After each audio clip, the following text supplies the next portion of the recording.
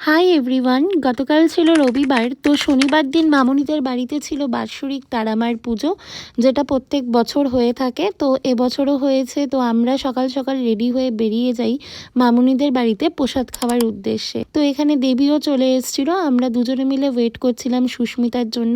আর এই দেখো কি পুচকু একটা ডগের সাথে আমার দেখা হয়ে যায়। তো ওকেই এখানে ক্যাপচার করছিলাম আর ওয়েট করছিলাম সুস্মিতার জন্য। সুস্মিতার নতুন বিয়ে হয়েছে বলে রেডি হতে ওর এত টাইম লাগছে, কারণ বিয়ের পর এই প্রথমবার ও কিন্তু শাড়ি পরে কোনো নেমন্তন্ন বাড়িতে যাবে। তো রেডি হতে ওর অনেক টাইম লেগেছে। আমরা অনেকক্ষণ দাঁড়িয়েছিলাম। ওকে খুব মিষ্টি লাগছিল, খুব সুন্দর লাগছিল ওকে দেখতে। তারপরে আমরা সবাই মিলে টোটো করে বেরিয়ে যাই মামুনির বাড়ির উদ্দেশ্যে। রাস্তায় আমরা মিষ্টি কিনে নিয়েছিলাম, ওটা আমার তোলা হয়নি। চলে এসেছি মামুনির বাড়িতে। এখানে বসে মামুনির সাথে মামুনির মার সাথে অনেক গল্প করি আমরা। সামনে কিন্তু মামুনিরও বিয়ে। যাই হোক, এখানে আমাকে মিষ্টি খাইয়ে দিয়েছিল।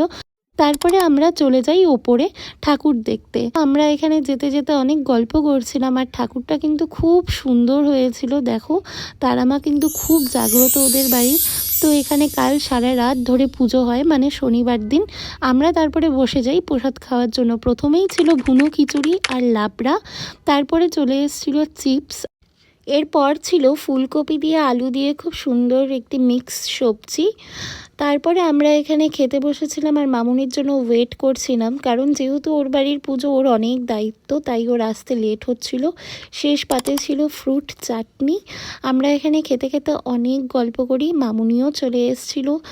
আর শেষ পাতে ছিল এখানে পায়েস। আমরা খাওয়া দাওয়া কমপ্লিট করে বের হয়ে যাই। আমি এখানে তারামাকে প্রণাম করে নিচ্ছিলাম। তারপরে আমরা এখান থেকে বের হয়ে যাই।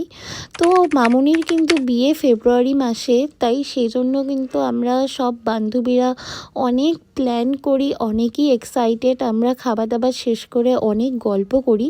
তারপরে মামুনি আমাদের জন্য আলাদা করে খিচুড়ি প্যাকেট করে দেয়। এখানে মামুনিকে বাই করে সুস্মিতাকে নামিয়ে আমি আর দেবী চলে আসি। তারপরে আমি দেবীকে ড্রপ করব, দেন আমি আমার বাড়িতে যাব। এখানে আমাদের হাতে খিচুড়ির প্যাকেট ছিল, দেবীকেও আমি ড্রপ করে দেই। এরপরে আমি চলে আসি আমার বাড়িতে। আর আমার বাড়িতে ঢুকতেই মনটা এত ভালো হয়ে যায়, কারণ আমার জন্য ওয়েট করে থাকে এই পুচকু সোনাটা।